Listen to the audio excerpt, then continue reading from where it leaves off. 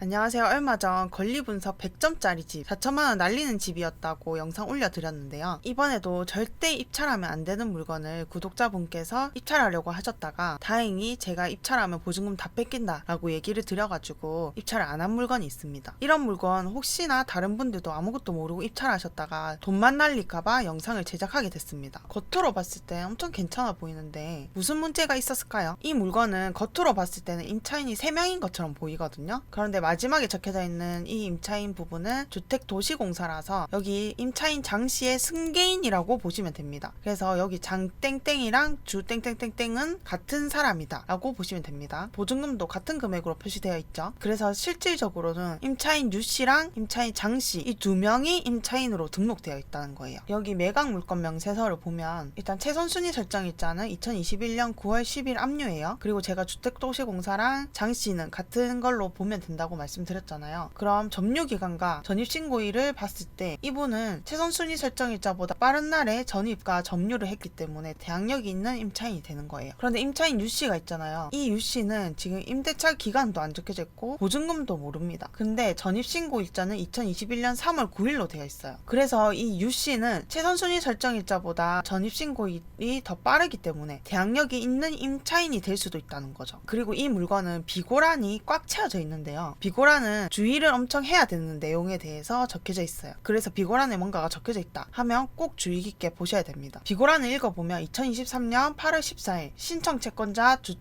주택도시보증공사로부터 우선 변제권만 주장하고 대항력을 포기하고 배당금으로 보증금을 전액 변제받지 못하더라도 매수인에 대한 잔존 임대차 보증 반환 청구권을 포기하고 임차권 등기를 말소하는 것에 동의한다는 하객서가 제출되어 있습니다. 193번 주택임대차 등기는 매수인에게 인수되지 않고 말소된다는 걸 알 수 있는 거죠. 그런데 문제는 여기 위에 있는 임차인 유씨가 문제가 되는 거예요. 여기 임대차보호법 제3조의 3 임차권 등기명령의 6항을 보면요. 임차권 등기명령의 집행에 따른 임차권 등기가 끝난 주택을 그 이후에 임차인은 제8조에 따른 우선 변제권을 받을 권리가 없다라고 적혀져 있습니다. 그럼 임차인 장씨가 주택 임차권을 등록해 놓은 집이란 말이죠. 그럼 아까 6항을 봤을 때는 임차권을 등기해 놓은 그 집 이후에 임차로 들어온 사람들은 대항력이 있다 하더라도 우선 변제를 받을 수 없다라는 걸 아셔야 돼요. 그러니까 이 배당금이 남아도 이 유씨한테는 배당이 없다라고 보시면 됩니다. 그런데 여기서 문제는 이 6항에서 우선 변제권에 대해서만 얘기를 했고 대항력에 대해서는 얘기가 없는 거예요. 그런데 우리가 전입신고가 유씨가 말소 기준 권리보다 빨랐기 때문에 대항력이 있는 임차인이 될 수 있는 거죠. 그래서 대항력은 있는데 배당은 못 받아가는 그런 임차인이 될 수가 있다는 거예요. 그런데 이 사람의 보증금은 우리가 지금 알 수 있는 방법이 없어요. 이런 물건들은 입찰을 피하셔야 되는 물건인데요. 그런데 알고 보니까 이 물건이 다른 유튜버께서 추천을 해준 물건이더라고요. 그래서 그런지 1억 8,600까지 떨어진 이 물건을 2억 3천까지 받아가셨습니다. 그럼 6차 때보다도 더 높은 금액으로 받아가신 거죠. 한번 로드뷰를 또 자세히 볼게요. 큰 길가에 있고요. 주변에도 신축으로 되어 있는 건물들로 가득 차 있습니다. 또 평지에 있네요. 세대당 차도 한 대씩은 될 수 있게 보여집니다. 이쪽 큰 길로 쭉 가다 보면 신대방역 2호선이 있거든요. 그래서 걸어가면 한 13분, 15분 정도 걸릴 걸로 예상됩니다. 강남역까지는 30분밖에 안 걸리고 여의도도 한 40분 정도 걸린다고 보시면 돼요. 위치는 정말 괜찮다고 보여지네요. 위치가 좋아서 임대도 잘 맞춰질 것 같고 매매를 한다고 해도 실거주 하실 분들에게 매도도 금방 잘 될 것 같은데요. 그런데 문제는 이 낙찰자분이 너무 비싸게 받아간 게 아닌가 싶은 거죠. 이 금액이 잘 받아간 금액인지 한번 살펴보도록 하겠습니다. 최근에 22년도랑